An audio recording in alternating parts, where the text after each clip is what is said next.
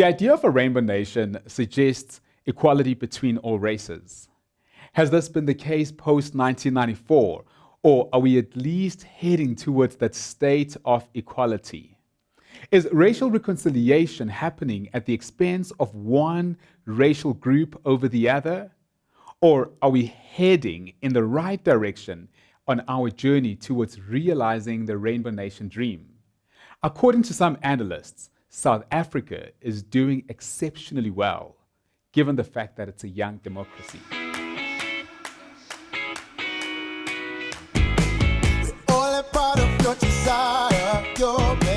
So if we look at some stats about South Africa, firstly, we look at the economy. Our economy has grown by 85% in real terms since 1994, from 1.65 trillion in 1994 to 3.06 trillion in 2015. Despite high unemployment in South Africa, more people are taking part in the economy. If we look at living standards, there are fewer informal homes in 2015 than in 1994, with a 1.31% growth, an increase from formal homes, increased access to electricity and water, and a decrease in low-income households and houses living in extreme poverty. So if we look at education, there's been a greater inclusion of Black African students who now make up the majority of students in South Africa, an increased pass rate from 49% in 1994 to 81% in 2019. If we look at healthcare, there's been a decline in stillbirths since 1994, more general practitioners and specialists practicing in the public sector, which means greater access to healthcare for all people, and a greater increase in quality healthcare as well. Even our crime has decreased. There's been a decrease in the murder rate from 1994, where there were 34 deaths per 100,000, to now, where we have 5 deaths per million. Although we are not there yet, are these indications that mean that we are on our way to realizing our dream to become a rainbow nation? However, there are analysts and authors who suggest that the idea of a rainbow nation is an illusion. In Kim Haller's words, a grand illusion used to hoodwink the suffering masses into believing that meaningful transformation had taken place, when in fact the opposite is true. More than 2 decades since the birth of a new rainbow nation, democracy, yet more than half of South Africa goes to bed hungry. White people continue to own most of the country's wealth, despite the fact that they only make up 7.8% of the population. The issue of land dispossession has not been answered, which of course has tremendous impact on wealth distribution. An unemployment rate that is sitting at 36%. An overwhelming majority of our country, most of whom are Black, are excluded from quality education. Inequality among students continues to mutate itself. From Bantu education pre-1994 to present-day online teaching as an intervention which unfortunately excludes majority of our population. These are not new issues, nor are they new questions. We've heard all of this before. And so the question is, what makes this series unique?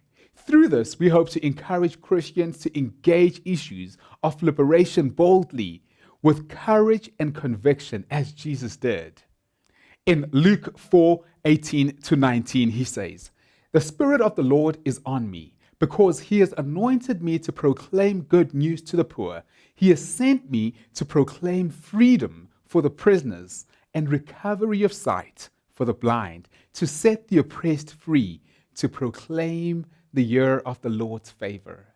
Through this series, we hope to help Christians from all walks of life to reflect deeply on the realities of South Africa and to realize their call to become the change that we all deep down in our uncorrupted, unclouded virgin self desire to see.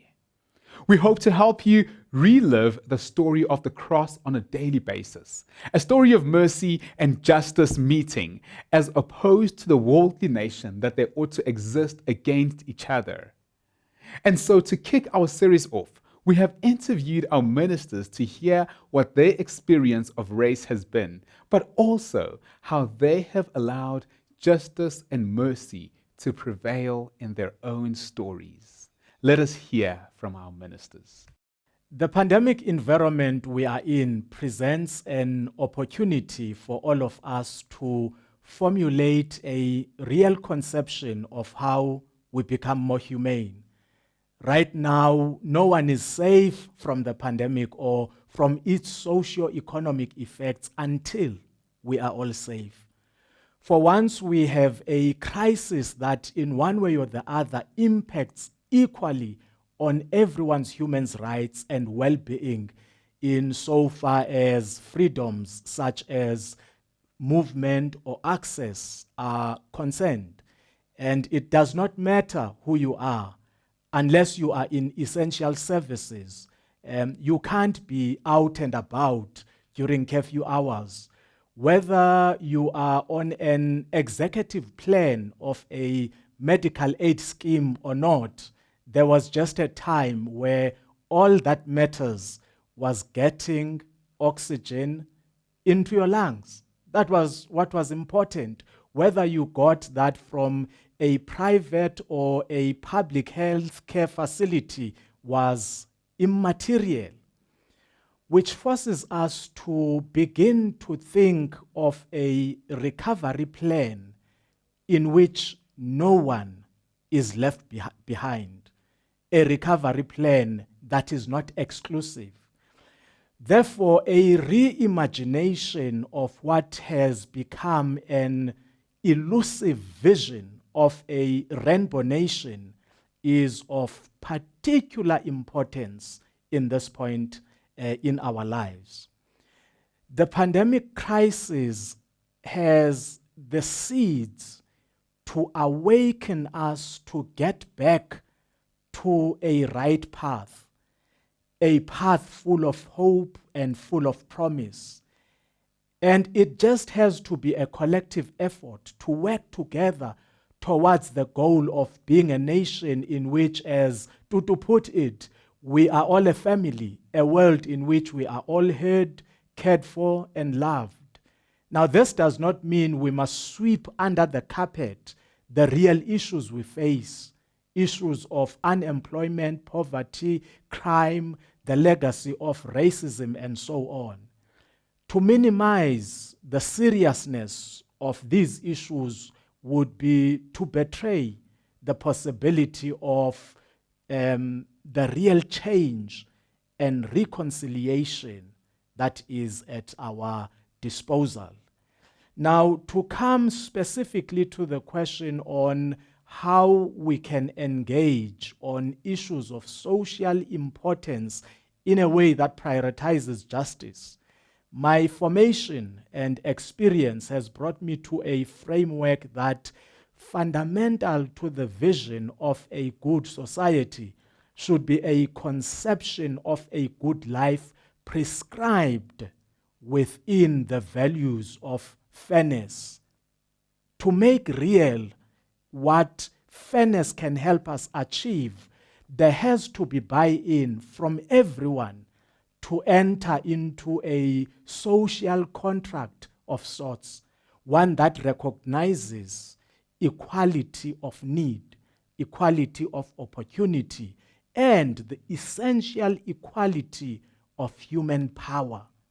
Such social cooperation would possibly foster the reconciliation of the states of liberty and equality. Of what use can it ever be to enjoy liberties such as freedom of association, belief of speech, because those liberties on their own do not help meet other basic human needs necessary for survival.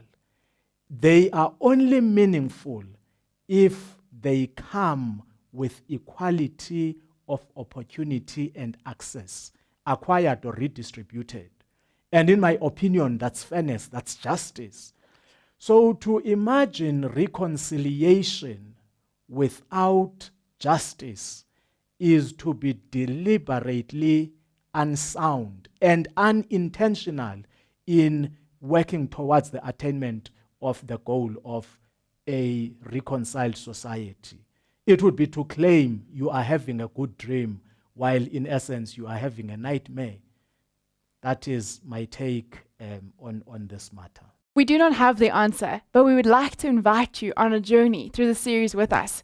Some of the topics that we'll be looking at is a rainbow nation, a truth or a fallacy, the state of black people after democracy, the state of white people after democracy, and the way forward with justice and mercy. We've also developed some home group material that you'll be able to use within your group of friends, your Bible study, or even for your personal devotion time for reflection. We'd really like to encourage you to work through this as we seek to become and to continue to become a rainbow nation within South Africa. As a Hot Topics ministry, we are turning a year old in March.